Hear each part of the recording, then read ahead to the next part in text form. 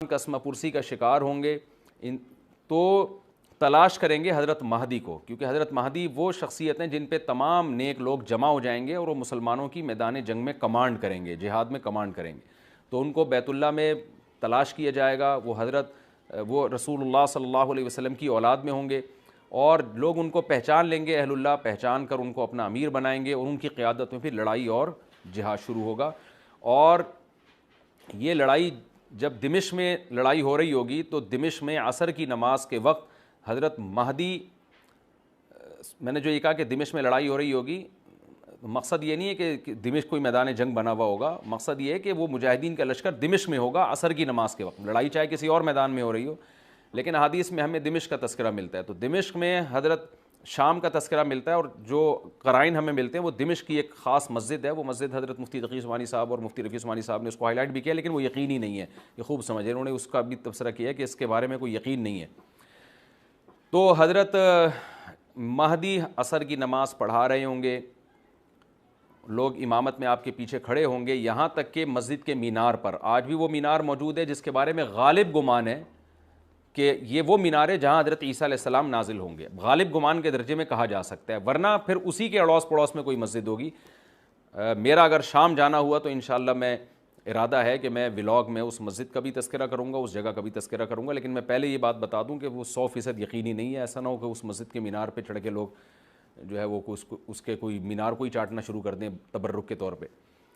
تو عصر کی نماز کا ٹائم ہوگا. حضرت عیسیٰ ابن مریم علیہ الصلاۃ والسلام فرشتوں کے کندھوں پہ ہاتھ رکھ کے نیچے اتریں گے نماز کے ٹائم پہ، یعنی آسمان سے مینار تک آئیں گے اور پھر مینار سے آپ کے لیے سیڑھیاں لگائی جائیں گی. سیڑھیوں کے ذریعے مینار سے نیچے اتریں گے اور لوگ ان کو پہچان لیں گے. حضرت مہدی ان کو امامت کے لیے آگے کریں گے کہ آپ اللہ کے ایک پیغمبر ہیں، آپ نماز پڑھائیے. حضرت عیسیٰ علیہ السلام انہی کو آگے رکھیں گے. اور اس طرح کا مفہوم ہے حدیث میں کہ اللہ نے اس کام کے لیے آپ کو ہی منتخب کیا. کیا مطلب؟ یہ امامت اس امت کا حق ہے. تو حضرت عیسیٰ ابن مریم علیہ الصلاۃ والسلام کا جو کام ہوگا وہ جہاد ہے اور یہودیوں سے انتقام لینا، کیونکہ یہودیوں نے اپنے خیال میں حضرت عیسیٰ کو قتل کیا تھا. تو اللہ نے یہودیت ہی کے خاتمے کے لیے اور دجال کے خاتمے کے لیے عیسیٰ ابن مریم کو نازل کیا ہے. حضرت مہدی سے پہلے ہی دجال ظاہر ہو چکا ہوگا. دجال کے بارے میں حدیث میں آتا ہے کہ ہر پیغمبر نے اپنی امت کو دجال کے فتنے سے ڈرایا ہے. اچھا، یہ دجال ایک ایسی شخصیت ہے جس کا یہودی انتظار ہم سے زیادہ کر رہے ہیں، کیونکہ یہودی اس کو اپنے لیے نجات دہندہ سمجھتے ہیں. جبکہ حدیث میں آتا ہے کہ دجال کانا ہوگا اور اس کا خدائی کا دعویٰ ہوگا. اس کے پاس کچھ ایسی طاقتیں ہوں گی کہ مردے کو زندہ کر دے، زندہ کو مار دے. ایک طرف اس کے باغ ہوگا، ایک طرف اس کے آگ ہوگی. جو اس پر ایمان لائے گا اس کو باغ میں داخل کرے گا، اور جو اس پر ایمان نہیں لائے گا اس کو آگ میں داخل کرے گا. اور رسول اللہ صلی اللہ علیہ وسلم نے فرمایا اس کی جو آگ ہے حقیقت میں وہ جنت کا باغ ہوگا، اور اس کا جو باغ ہے حقیقت میں وہ جہنم کی آگ ہوگی. تو جو نبی کی باتوں پہ یقین کرتے ہیں وہ دجال کے فتنے سے محفوظ رہیں گے. اور حدیث میں سورہ کہف کی بھی تلاوت کا حکم ہے. جمعے کے دن جو کہف کی تلاوت کرتا ہے اللہ اس کو دجال کے فتنے سے محفوظ رکھتا ہے. اب آپ دیکھیں یہ سورہ کہف میں ہی قیامت کی علامات کا تذکرہ ہے نا، تو شاید اسی وجہ سے کیونکہ جو سورہ کہف پڑھتا رہے گا وہ یاجوج ماجوج کے واقعات بھی پڑھتا رہے گا اور اللہ کی قدرت کے واقعات بھی پڑھتا رہے گا. تو دجال کے فتنے سے اللہ اس کو اس برکت سے بچا کے رکھیں گے، فتنے سے محفوظ رکھیں گے.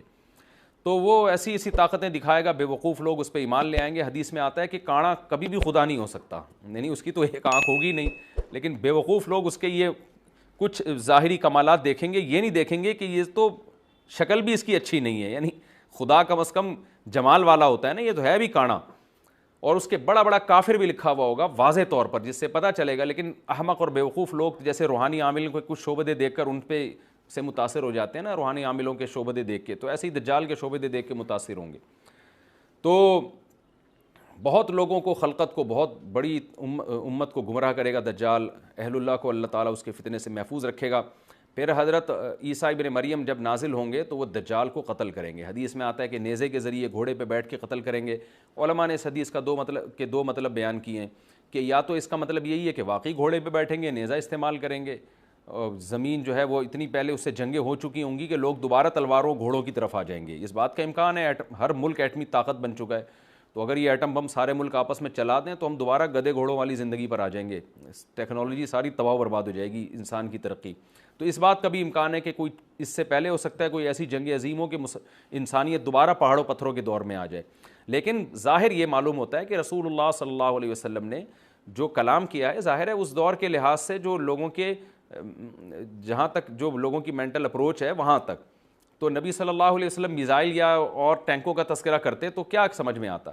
تو گھوڑے سے مراد ہے جو اس زمانے کا گھوڑا ہوگا، اور نیزے سے مراد ہے اس زمانے کا جو اسلحہ ہوگا، کیونکہ نیزہ نبی کے دور کا ایک مناسب اسلحہ تھا اور گھوڑا نبی کے دور کی میدان جنگ کی ایک مناسب سواری تھی۔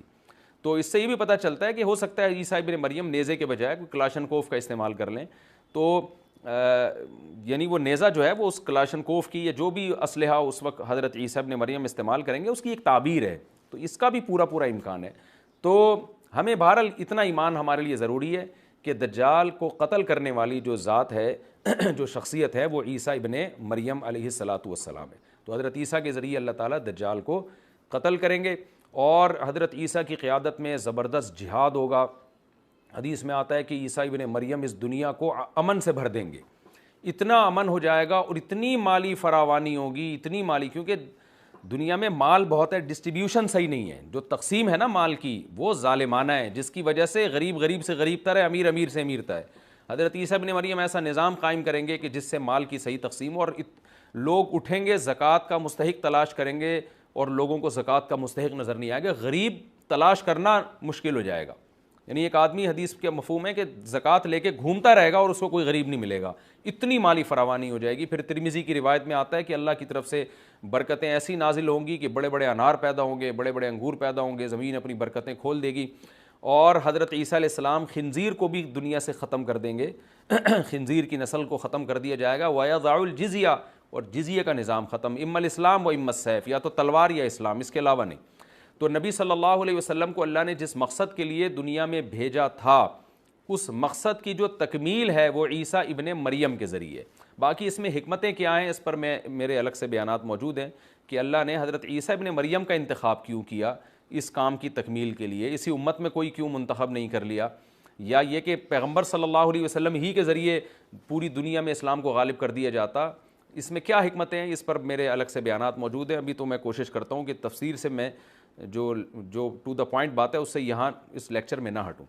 تو اسی وقت حضرت عیسیٰ ابن مریم اس کو یاجوج ماجوج کو قتل کریں گے اور دنیا انصاف سے بھر جائے گی، اور اللہ تعالیٰ نے جو پیغمبروں کو دنیا میں بھیجا تھا اس کا مقصد کیفیت اور کمیت دونوں لحاظ سے حاصل ہو جائے گا۔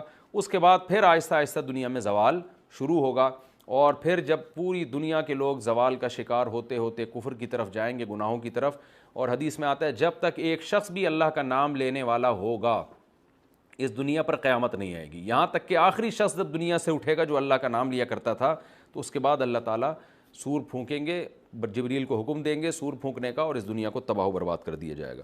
تو آگے قرآن کہتا ہے وَنُفِخَ فِي الصُّورِ، اور پھر سور میں پھونکا جائے گا، فَجَمَعْنَاهُمْ جَمْعًا، پھر ہم ان تمام انسانوں کو جمع کر دیں گے، وَعَرَضْنَا جَهَنَّمَ يَوْمَئِذٍ لِّلْكَافِرِينَ عَرْضًا، اور قیامت کے دن ہم جہنم کو یومئذ، جس دن ایسا ہوگا یعنی جس دن سور پھونکا جائے گا، یہ دوسرا سور مراد ہے، للکافرین عرضا، کافروں کے سامنے پیش کر دیں گے، الذین کانت اعینہم فی غطاء عن ذکری، یہ وہ لوگ ہیں جن کی آنکھیں میری یاد سے پردے میں پڑی ہوئی تھیں، یعنی میری یاد کی چیزیں ان کو نظر ہی نہیں آتی تھیں، غفلت میں پڑی ہوئی تھیں جن کی آنکھیں، وَكَانُوا لَا يَسْتَطِيعُونَ السَّمْعَ، اور یہ سننے کی صلاحیت بھی نہیں رکھتے تھے، نہ حق بات سنتے تھے نہ حق دیکھتے تھے، بس اپنے خواہشات کی جو چیزیں ہیں وہ ان کو اچھی لگتی تھیں اور وہی ان کو سمجھ میں